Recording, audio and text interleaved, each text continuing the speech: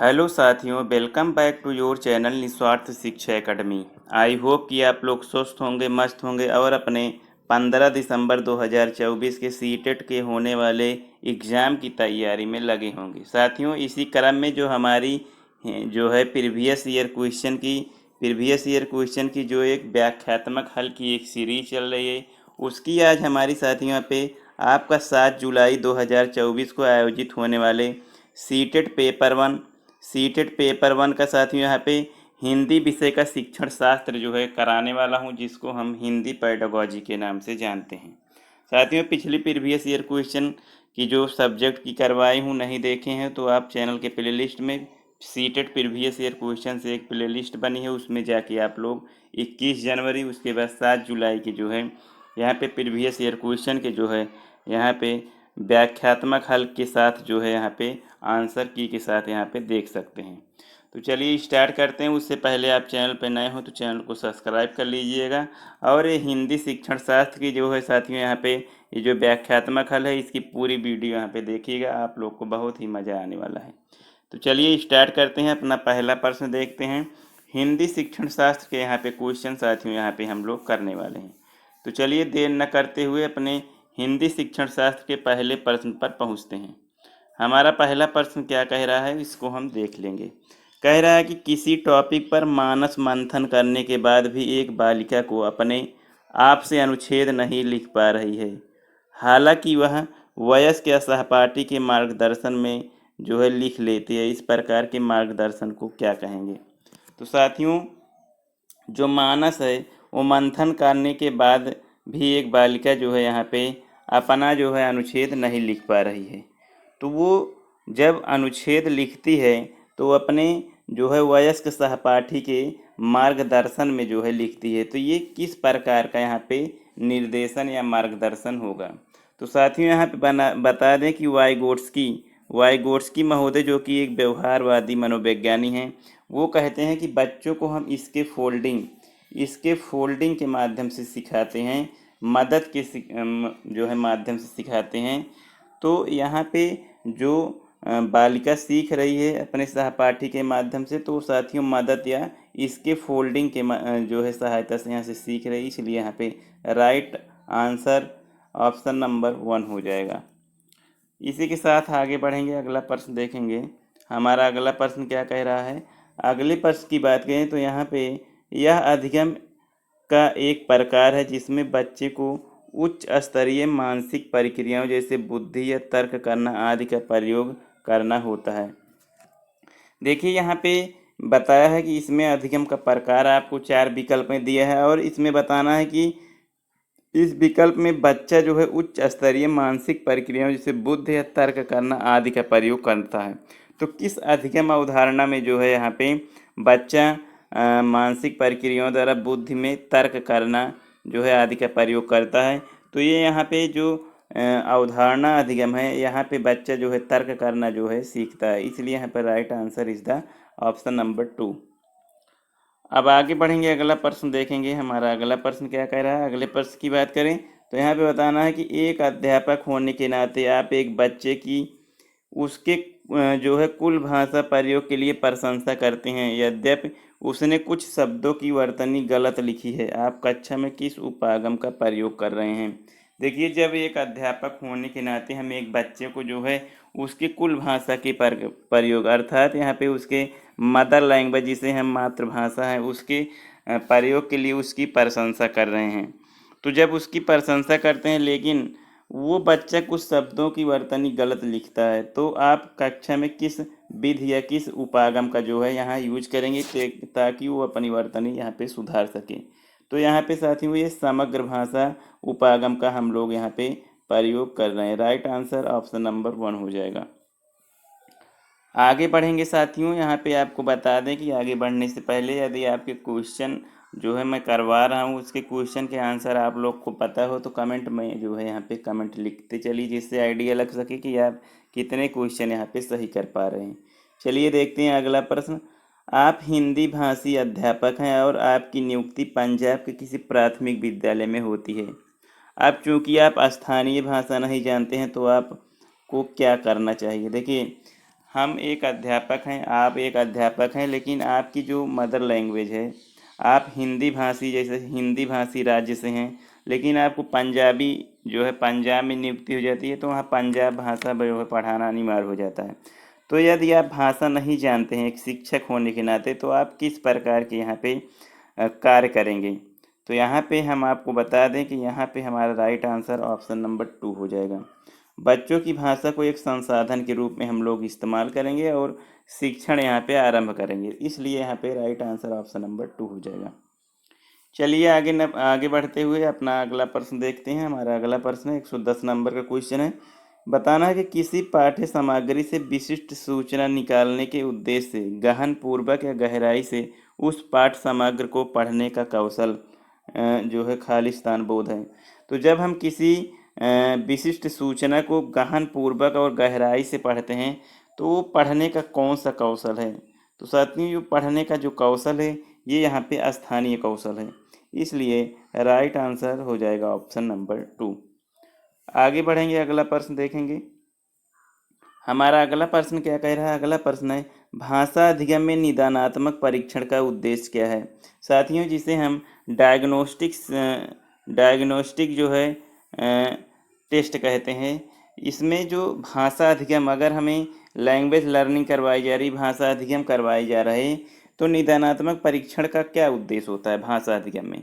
तो जो निदानात्मक परीक्षण में भाषा का उद्देश्य होता है साथियों, वो होता है कि यहाँ पे बच्चों की समझ में रह गए जो अंतर है उसको जानना और उसकी जो है उपचारात्मक कदम उठाना। जैसे डायग्नोस्टिक कर दिए, निदानात्मक, उसके बाद हम वो करते हैं रेमेडियल, उसका उपचार करते हैं। पहले उसका जो है मरीज को देखते हैं, मरीज के बाद उपचार। तो इसलिए जो बच्चे में कमी है उसके लिए यहाँ पे उसका निदानात्मक परीक्षण करते हैं, ताकि उसका हम उपचारात्मक परीक्षण कर सकें। इसलिए राइट आंसर ऑप्शन नंबर 3 हो जाएगा।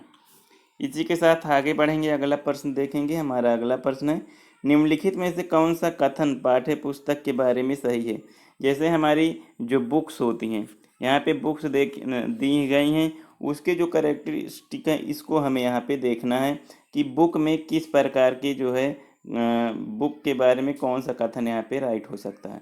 तो बुक के बारे में कथन की बात करें तो यहाँ पे ऑप्शन नंबर 2 हो जाएगा राइट आंसर, क्योंकि यहाँ पे यह पाठ्यचर्या में उल्लेखित उद्देश्यों को प्राप्त करने में मदद करती है। देखिए, जो बुक होती है, जो किताब होती है, वो हमारे उद्देश्यों के जो है पाठ्यचर्या के जो करिकुलम है उसके उद्देश्य को पूरा करने में मदद करती है, हेल्प करती है, इसलिए राइट आंसर ऑप्शन नंबर 2 हो जाएगा। इसी के साथ आगे बढ़ेंगे, अगला प्रश्न देखेंगे। हमारा अगला प्रश्न क्या है। अगला प्रश्न है कि निम्नलिखित में से कौन सा कक्षाई अभ्यास विद्यार्थियों में मौखिक भाषा के विकास में मदद करेगा। देखिए, जो कक्षा अभ्यास है वो विद्यार्थियों की जो मौखिक भाषा है उसमें जो है इन विकल्पों में कौन सा मदद करेगा। तो साथियों, इनमें से रोल प्ले भाग लेना जो है आपके कक्षाई भाषा विद्यार्थियों में मौखिक भाषा करने में, विकास करने में यहाँ पे मदद करेगा, इसलिए राइट आंसर ऑप्शन नंबर 3 हो जाएगा।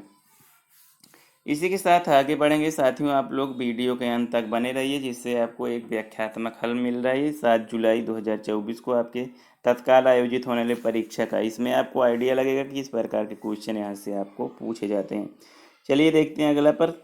जब हम यह कहते हैं कि भाषा या आच्छादित है, तो इसका क्या तात्पर्य है। देखिए, जब भाषा या आच्छादित की बात करते हैं तो इसका तात्पर्य होता है कि भाषा के शब्दों और उनके अर्थों के बीच किसी प्रकार का अंतर्निहित संबंध नहीं है, तब हम भाषा या आच्छादित की बात करते हैं, इसलिए राइट आंसर ऑप्शन नंबर 3 हो जाएगा। इसी के साथ आगे बढ़ेंगे, अगला प्रश्न देखेंगे। हमारा अगला प्रश्न है, व्याकरण पढ़ाने का निदानात्मक उपागम अनुशंसा करता है कि हमें सबसे पहले, देखिए, जब हम व्याकरण पढ़ते हैं तो उसमें जो निदानात्मक, जिसे डायग्नोस्टिक जो टेस्ट है, उसकी अनुशंसा करते हैं। तो हमें सबसे पहले क्या करना चाहिए डायग्नोस्टिक करने के पहले। तो डायग्नोस्टिक करने के पहले साथियों हमें नियम प्रस्तुत करने चाहिए। जो है निदानात्मक परीक्षण करने के पहले हमें नियम प्रस्तुत करने चाहिए, इसलिए राइट आंसर ऑप्शन नंबर 2 हो जाएगा। इसी के साथ साथियों आगे बढ़ते हैं, अगला प्रश्न देखते हैं। 116 नंबर का क्वेश्चन है। यहाँ पे डैश तथ्यों से कहीं आगे जाकर अनुमान लगाने का तरीका है। तो साथियों, तथ्यों से आगे जाकर अनुमान लगाने का जो हमारा अनुमान लगाने का तरीका है, वो साथियों यहाँ पे पाठ्य सामग्री का विस्तार, एक्सट्रापोलेशन, तथ्यों से कहीं आगे जाकर अनुमान लगाने का तरीका है, इसलिए राइट आंसर ऑप्शन नंबर 4 हो जाएगा। आगे बढ़ेंगे, अगला प्रश्न देखेंगे। हमारा अगला प्रश्न क्या है, 170 नंबर का क्वेश्चन है। एक भाषा अध्यापक को चाहिए कि वह शिक्षार्थियों को स्वच्छंद लेखन के लिए प्रोत्साहित करे, क्योंकि स्वच्छंद लेखन का विद्यार्थियों के लिए लाभ है। तो यहाँ पे इन विकल्पों में आपको देखना है कि स्वच्छंद लिखने के क्या लाभ हैं। तो स्वच्छंद लिखने का जो है हमारा शिक्षार्थियों का जो लाभ है वो है साथियों, यह शिक्षार्थियों को परवाह के साथ और रचनात्मक तरीके से लिखने के लिए प्रोत्साहित करती है। जब हम बच्चे स्वयं से, स्वच्छंद मतलब स्वयं से लेखन, कुछ भी जो दिमाग में कर रहा है उसको लिखना है, तो उसमें क्रिएटिविटी आती है, रचनात्मकता आती है। इसीलिए यहाँ पे option number 1 is the right answer.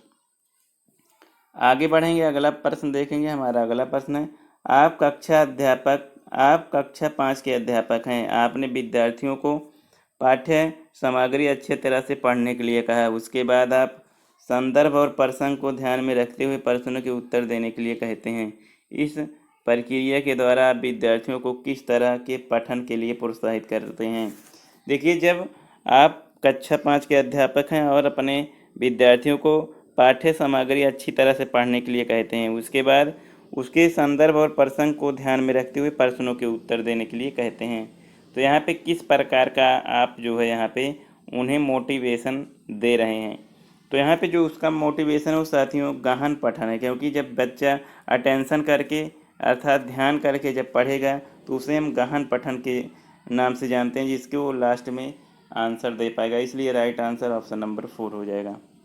आगे बढ़ेंगे अपने अंतिम सेकंड प्रश्न की ओर। हमारा अंतिम सेकंड प्रश्न है कि भाषा अर्जन केवल तभी घटित होता है जब, यहाँ पे बताना कि भाषा अर्जन तभी घटित होता है, भाषा अर्जन उस समय होता है जब।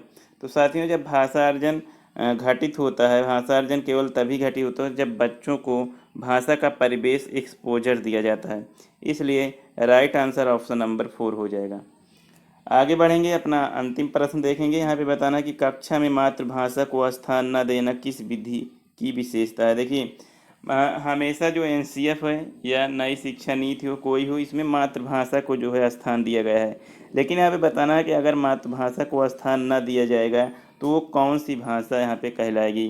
तो साथियों, प्रत्यक्ष भाषा कहलाएगी, डायरेक्ट मेथड कहलाएगा। इसलिए राइट आंसर ऑप्शन नंबर 4 हो जाएगा।